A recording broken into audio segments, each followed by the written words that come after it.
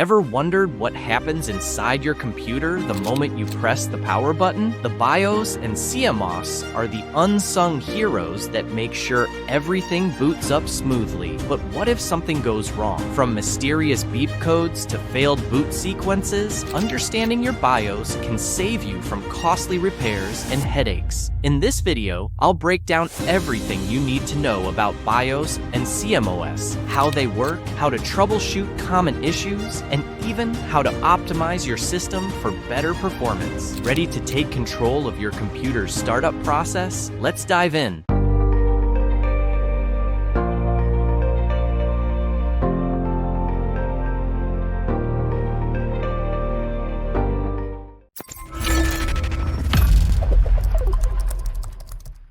BIOS, CMOS.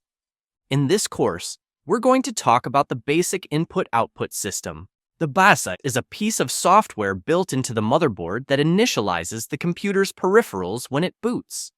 Moreover, it will look for a boot device to launch the operating system. For example, it can be the disk lasts, a USB drive, or even a CD/DVD-ROM drive. The BIOS software is stored on a memory on the motherboard. The BIOS uses non-volatile memory, which means that software and settings are retained even after power is turned off. This memory is called CMOS, complementary metal oxide semiconductor. It is a type of chip that can store information and retain it even when the computer is turned off. Its contents are held together by a weak electric current, which is supplied by a round battery. The BIOS reads information from this memory when you turn on the computer. He also stores the date and time there and regularly updates them. CMOS memory is slower than that used for the day-to-day operation of the computer, such as RAM. We are now going to talk about a series of tests, what the computer does when it is turned on. This is the post power on self-test, which is executed by the BIOS. This allows you to test the computer to make sure everything is working well before booting. And once everything is okay, well, the BIOS will be able to fetch the operating system, which is usually loaded on the hard disk to boot it. This is called the boot sequence. It can boot the system in the order of priority in the boot options of the BIOS. For example, on the image, we can see that the BIOS will start by looking for a system to boot on the USB CD/DVD drive. And if he can't find a system to boot, then he will switch to the hard drive from the Kingston brand, which is called Windows. Below that, we have another hard drive, but this time in USB, and the fourth sequence is a network boot. This startup priority screen is where you can make the startup order changes. For example, if you want to install Windows from a USB key, then you will have to put this key in the first position in the BIOS boot settings, then back up before restarting the computer so that the settings are taken into account. You can also enable or disable certain devices in the BIOS.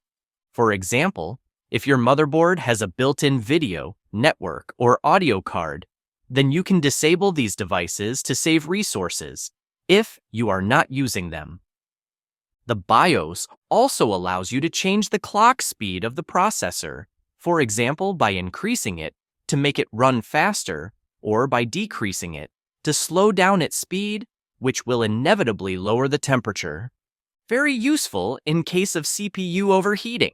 And speaking of overheating, the BIOS is also able to monitor the temperature of the CPU, because it has a built-in safety mechanism. That is, if the CPU reaches a certain temperature threshold, then it will automatically shut down the computer. Or, if, for example, it detects that the CPU fan is not spinning, it will also stop it to prevent it from overheating. So, if you want, you can change these temperature thresholds in the BIOS. And you can even change the speed of the computer's fans. You can also enable or disable virtualization in the BIOS.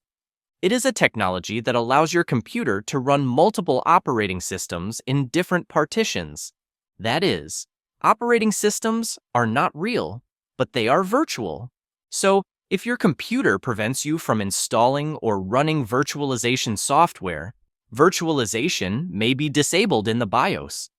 It is possible to protect the computer against unauthorized users to activate a password to enter the BIOS. Not only does it prevent the modification of the BIOS settings, but also the modification of the boot sequences. The user will therefore not be able to boot the computer or make changes in the BIOS without the password. Another method of BIOS security is to lock access to the hard drive using a password. When drive lock is enabled in the BIOS, the user cannot access the drive without entering the password. Some BIOS systems also have an intrusion detection feature. This feature detects if the computer case has been opened and alerts the user. And some computers, especially laptops, may even come with LoJack, which is a service that can locate your computer if it's been stolen. As we saw earlier, when you turn on a computer, it performs what is called a post-power on the self-test. It tests the computer to ensure that all the conditions are met and if the hardware is working properly before booting the operating system. If the computer passes the test, the internal speaker will beep a small to indicate that it has passed the test and is starting normally. On the other hand, if there are no beeps or several beeps sound, then it means that the computer has failed the test and that something is wrong. So, he needs troubleshooting to find out what the problem is. Generally, when there is a problem, the computer emits a beep code to help you identify the problem.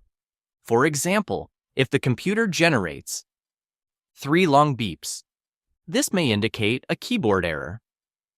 Or if the computer generates 1 continuous short beep, well, this could indicate a problem with a RAM memory stick. And the last thing we're going to talk about in this course is the new type of BIOS, which is called UEFI, Unified Extensible Firmware Interface. Now, most motherboards come with them. This technology has several advantages over the older version of the BIOS. For example, its graphical interface is much more user-friendly than the old blue screen of the BIOS. With this new mode, it is even possible to use a mouse to navigate through the different menus, which is a change from the simple keyboard with the old version. UEFI can also recognize much larger hard drives. It also has a built-in feature, which is called Secure Boot, allowing it to stop loading drivers not digitally signed, which is a plus to stop malware like rootkits.